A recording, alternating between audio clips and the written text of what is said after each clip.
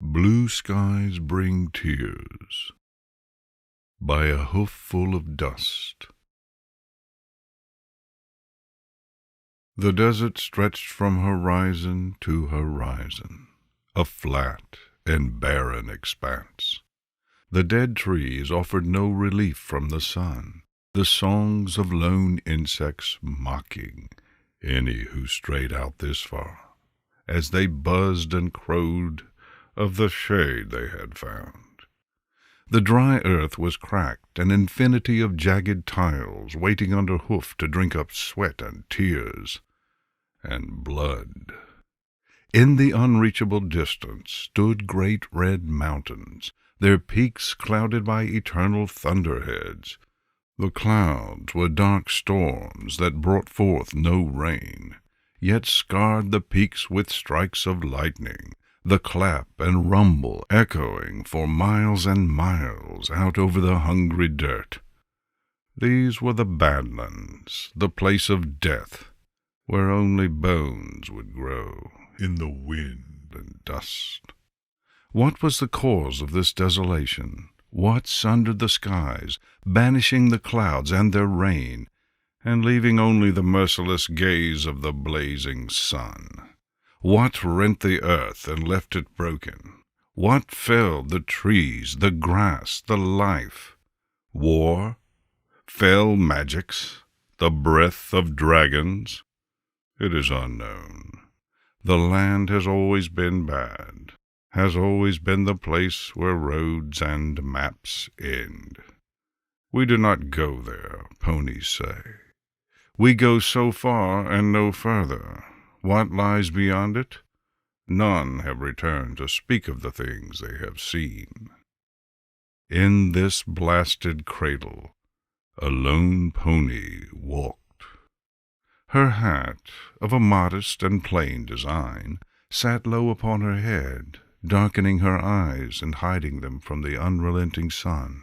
The kerchief about her neck was stained with water from her canteen, but never enough to drip, no, never enough to drip, siphoning off heat and casting it to the desert winds.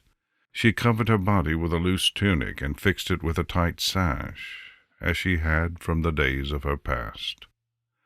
On her right side there hung a saddlebag, filled with food and kindling and a bedroll, for the Badlands would not provide. On her left her waterskin, still plump and bulging after days of travel over the edge of the civilized world.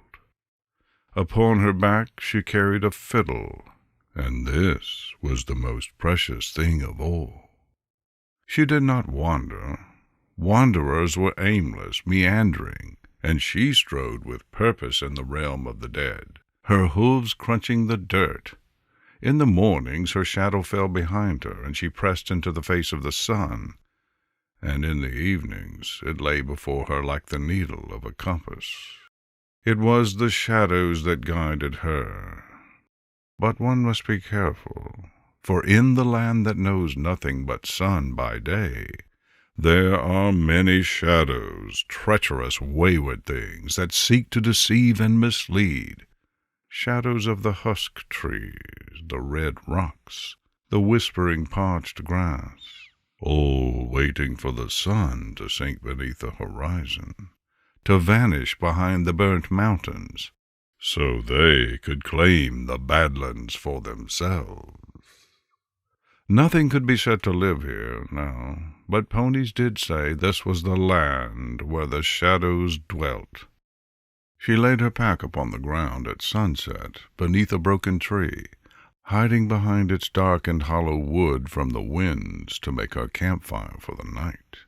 She took a measured drink, and laid the waterskin upon the ground with care and reverence, for the desert would love nothing more than to steal her water and plant her bones in the arid soil.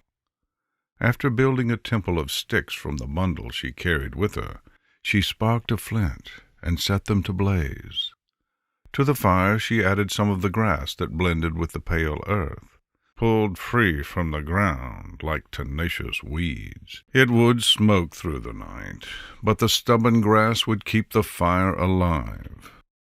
She sat and crossed her hind legs, and dealt herself a solitaire hand from a battered deck of cards that travelled in the bottom of her saddlebag. What she played was half a game and half a fortune. The cards spoke of loss and death and places long left behind, but it was a story she already knew.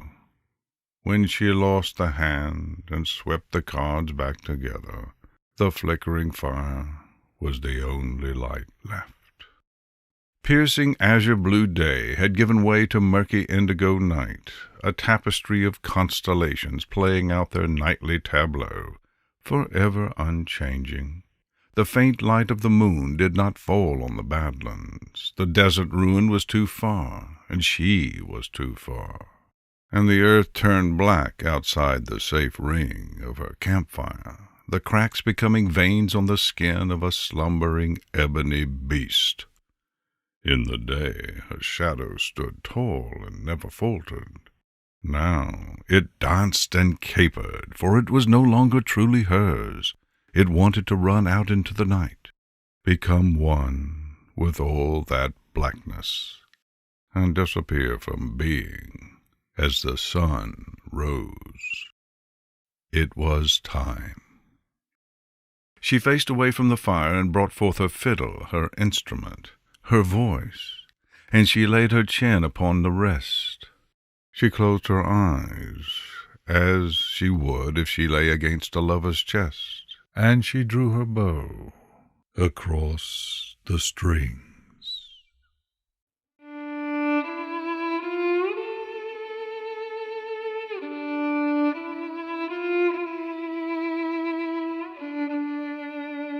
The song she played was nameless, its notes never written down, nor would it be remembered after this night.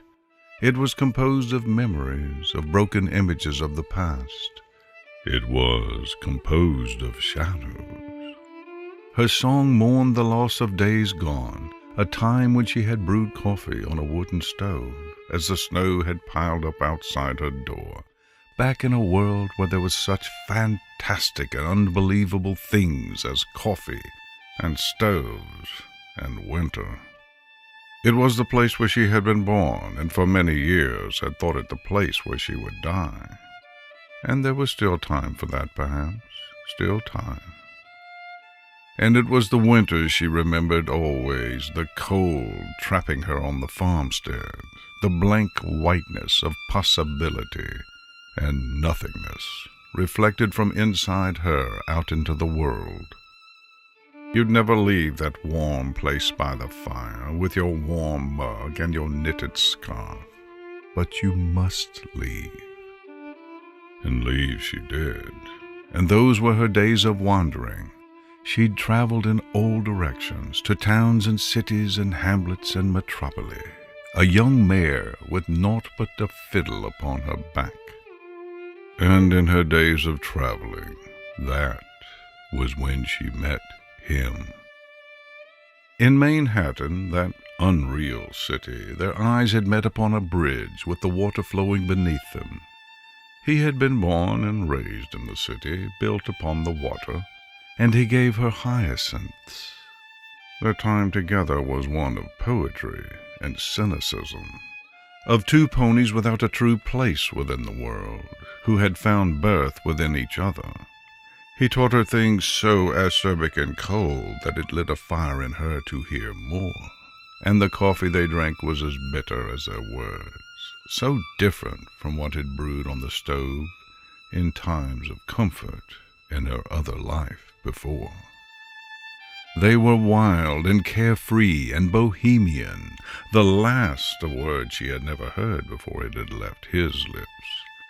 The poet, she had loved him, and with that love she played music of such sorrow that told the world, you will never understand.